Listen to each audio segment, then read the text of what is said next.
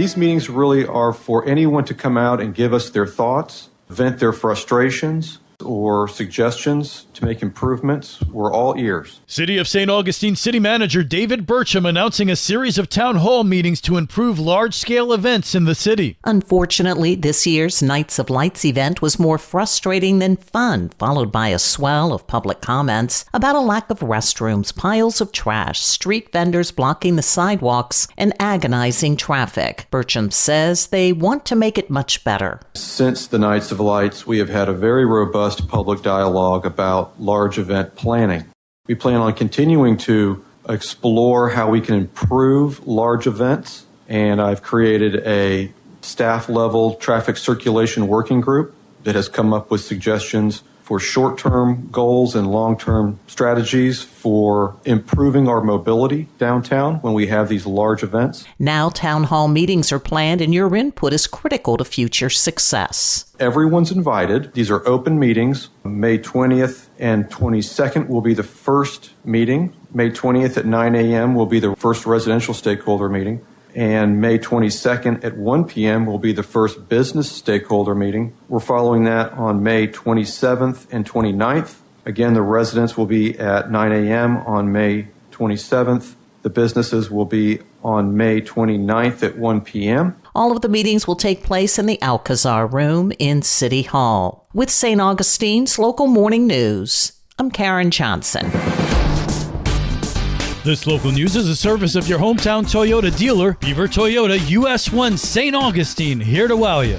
Guess what? Now we have the Attorney General's office having the backs of parents here in Florida. Patty Sullivan of Parental Rights Florida spoke at a news conference this week as the Attorney General made a big announcement. James Othmeyer unveiled a new government office. It's a first-in-the-nation Office of Parental Rights. We've got a team of litigators, many of them moms. We'll be launching a portal where any parent that believes that infringements on their rights have occurred, they'll be able to reach out to our office, and we're going to get to work to make it right.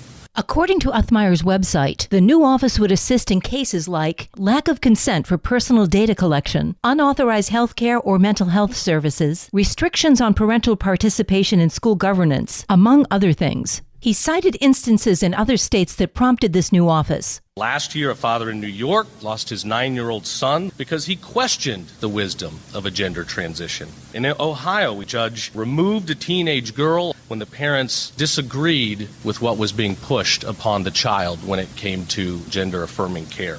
Kim Herman of the Southeastern Legal Foundation says one of the things this new office would prevent is secret surveys. They might go into, say, their middle school homeroom. They're handed a school device. They have to answer 5 questions each day. These questions are on things that are very personal. Some of these questions are actually about their parents' mental health and about their family relationships. These questions are being asked without parental knowledge or consent. So why are they secret? Because when you have parents who go to these schools and ask to see these surveys, the schools are saying no. They are hiding behind what's called copyright laws. Specific information on the creation of a new portal will be released in the next few days. For St. Augustine's Local Morning News, I'm Liz Ryan.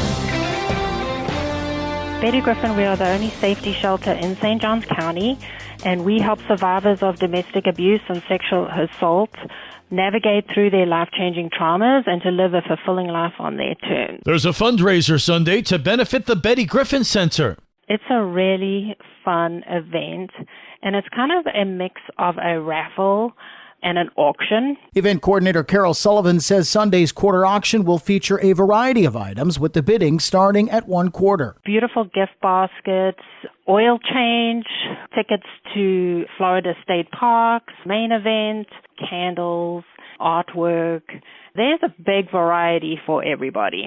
Tickets are $20 and include drinks. Tickets are available online. If you go on the universe.com events, Betty Griffin Center quarter auction, you'll be able to find the tickets there. And then don't forget to bring your roll of quarters. And in other news, St. Johns County is planning to build a croquet lawn off US 1 in front of the Rocky Springs Farms neighborhood just west of Crescent Beach.